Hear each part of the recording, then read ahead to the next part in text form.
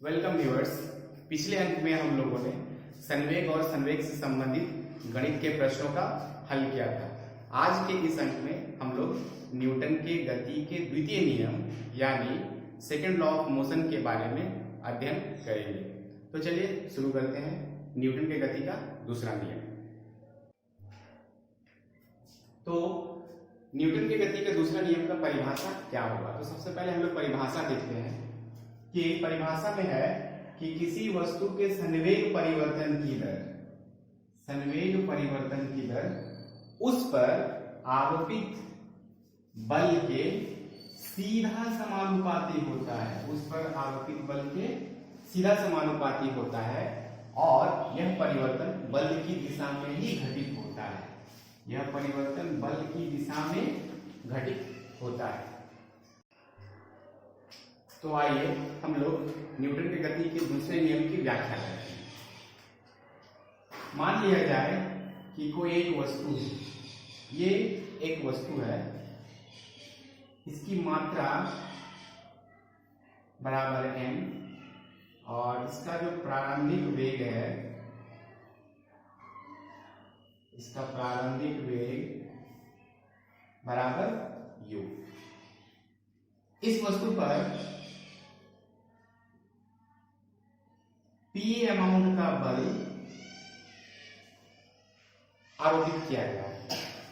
तो वस्तु में क्या होगा? वस्तु में स्थान परिवर्तन होगा और साथ ही साथ वस्तु के वेग में वृद्धि होगी।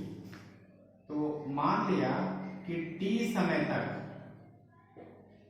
तक ये p अमाउंट का जो बल इस वस्तु के ऊपर लगाया गया, तो वस्तु के ऊपर क्या हुआ? वस्तु का स्थान परिवर्तन हुआ।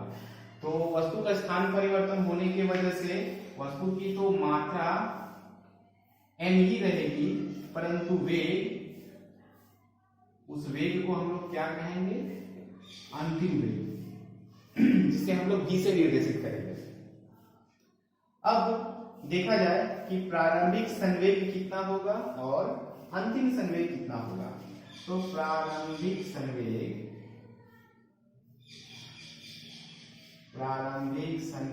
बराबर mu। इसको हम लोगों ने पिछले अंक में ही पढ़ा था कि संवेग बराबर क्या होता है? मात्रा गुना वेग। तो प्रारंभिक संवेग का मतलब क्या होगा? कि मात्रा इंटू प्रारंभिक वेग। उसी प्रकार से अंतिम संवेग बराबर m इंटू v, यानी कि मात्रा इंटू अंतिम वेलोसिटी यानी अंतिम वेग। अब यदि हम लोग देखना चाहें संवेग में परिवर्तन, तो संवेग में परिवर्तन का मतलब क्या होगा? अंतिम संवेग माइनस प्रारंभिक संवेग। तो हम लोग यहाँ पे लिख सकते हैं mv माइनस mu।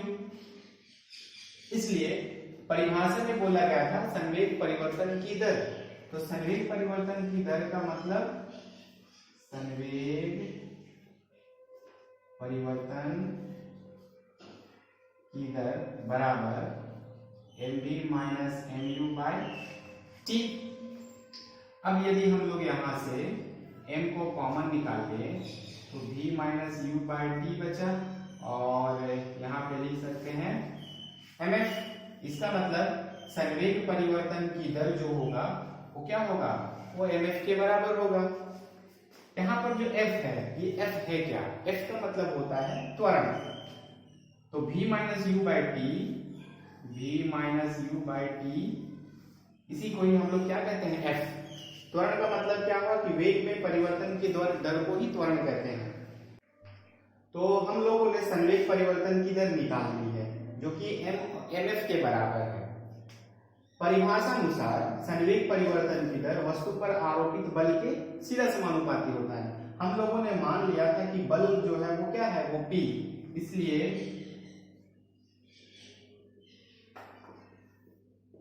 परिभाषा अनुसार हम लोग क्या लिख सकते हैं? p is directly proportional to mf। इस वेरिएशन को, निशान को हटाने के लिए एक कांस्टेंट आएगा। इस k को ही कहा जाता है कांस्टेंट। अब यदि p बराबर 1, m बराबर 1, f बराबर 1, तो k का मान कितना होगा, k का मान 1 होगा। इस k के मान को यदि इस समीकरण में हम लोग पुट करेंगे तो p बराबर क्या मिलेगा, p बराबर mf। तो ये जो इक्वेशन है या ये जो समीकरण है p बराबर mf, इसी समीकरण के द्वारा हम लोग क्या कर सकते हैं, बल को माप सकते हैं। तो न्यूटन के गति के द्वितीय नियम से जो समीकरण प्राप्त होता है वो समीकरण है p बराबर mf। इस समीकरण से हम लोग क्या कर सकते हैं, इस समीकरण से हम लोग बल के परिमाण को माप सकते हैं। इसका तात्पर्य ये हुआ कि न्यूटन के गति के द्वितीय नियम से हम लोग क्या कर सकते हैं, बल के परिमाण को मापा जा सकता है, जबकि न्यूटन के गति के प्रथम नियम से हमें क्या प्राप्त होता था, बल की परिभाषा प्राप्त होती थी। तो अभी अभी हम लोगों ने प्रमाणित किया P बराबर mf। यहाँ पर P क्या है, P है बल, m मास यानी मात्रा, F त्वरण यानी एक्सेलरेशन। तो ये एक महत्वपूर्ण समीकरण है जो न्यूटन के द्वितीय नियम से हमें प्राप्त होती है। इस समीकरण की सहायता से, जैसा कि मैंने पहले ही बताया है कि बल के परिमाप को मापा जा सकता है। साथ ही साथ इस इक्वेशन से हम लोग क्या करेंगे, इस इक्वेशन से बल की जो इकाई होती है, सीजीएस पद्धति और एसआई पद्धति में जो इकाई होती है, उस इकाई को हम लोग इस समीकरण से ज्ञात कर सकते हैं। तो आइए देखते हैं सीजीएस पद्धति में बल की इकाई क्या होती है और एसआई पद्धति में इकाई क्या होती है। तो इकाई निकालने से पहले हम लोग को जानना होगा कि मात्रा और त्वरण ये जो है, ये दोनों भौतिक राशि है, इसकी सीजीएस इकाई क्या होती है और एसआई इकाई क्या होती है, चलिए देखते हैं। तो सीजीएस पद्धति में मात्रा की इकाई होता है ग्राम और सीजीएस पद्धति में त्वरण की इकाई सेंटीमीटर प्रति सेकंड स्क्वायर। तो इसलिए सीजीएस पद्धति में बल की इकाई क्या होगी, इस इकाई को निकालने के लिए फिर हम लोग इसी सूत्र का इस्तेमाल करेंगे। तो P बराबर क्या होता है mf। तो m यानी मात्रा की सीजीएस इकाई क्या है, ग्राम, और त्वरण की सीजीएस इकाई क्या है, सेंटीमीटर प्रति सेकंड स्क्वायर। अर्थात इन दोनों इकाइयों का गुणनफल ज्ञात करना होगा। तो हम लोग लिख सकते हैं ग्राम इंटू सेंटीमीटर प्रति सेकंड स्क्वायर। तो ग्राम सेंटीमीटर प्रति सेकंड स्क्वायर क्या हुआ, सीजीएस पद्धति में बल की इकाई। इसी को हम लोग कहते हैं डाइन, इंग्लिश में कहा जाता है डाइन। तो ये हो गया सीजीएस पद्धति में बल की इकाई। इसी पद्धति को फॉलो करते हुए हम लोग क्या कर सकते हैं, एसआई पद्धति में बल की इकाई लिख सकते हैं। तो एसआई पद्धति में बल की इकाई बराबर, एसआई पद्धति में मात्रा की इकाई क्या होती है, किलोग्राम, और एसआई पद्धति में त्वरण की इकाई क्या होती है, मीटर प्रति सेकंड स्क्वायर। तो एसआई पद्धति में बल की इकाई हो जाएगा किलोग्राम मीटर प्रति सेकंड स्क्वायर, जिसे हम लोग न्यूटन के नाम से जानते हैं। तो हम लोगों ने देखा किस तरह से ये फॉर्मूला एक महत्वपूर्ण फॉर्मूला है। इस फॉर्मूला से हम लोग सीजीएस और एसआई पद्धति में बल की इकाई को प्राप्त कर सकते हैं।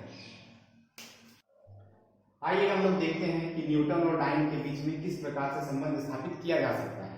हम लोगों को पता है कि न्यूटन बराबर केजी मीटर प्रति सेकंड स्क्वायर और डाइन बराबर ग्राम सेंटीमीटर प्रति second square.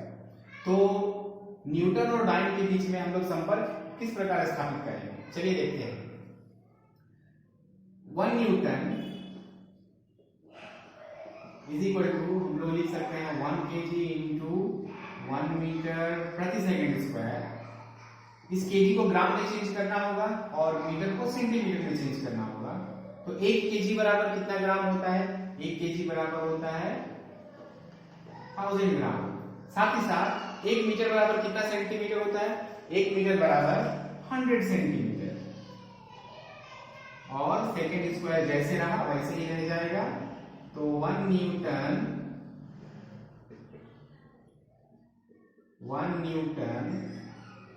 Is equal to 10⁵ gram into centimetre प्रति सेकेंड स्क्वायर, अर्थात 1 न्यूटन बराबर हम लोग क्या लिख सकते हैं 10⁵ दाएं। तो ये जो हुआ यही है दोनों के बीच में संबंध, अर्थात 1 न्यूटन बराबर 10⁵ तो आज हम लोगों ने जो पढ़ा न्यूटन के गति का दूसरा नियम। इस नियम से हम लोगों को पता क्या चला, इस नियम से हम लोग बल के परिमाप को माप सकते हैं। इस नियम से हम लोग बल की एसआई इकाई और सीएस इकाई को ज्ञात कर सकते हैं। तो ये था न्यूटन के द्वितीय नियम से संबंधित कुछ मूल धारणाएं। इसके अगले अंक में हम लोग P बराबर mf जो इक्वेशन जो हम लोगों ने डिराइव किया था न्यूटन के गति के दूसरे नियम से, उस इक्वेशन से संबंधित कुछ गणित के प्रश्नों का हल करेंगे। धन्यवाद।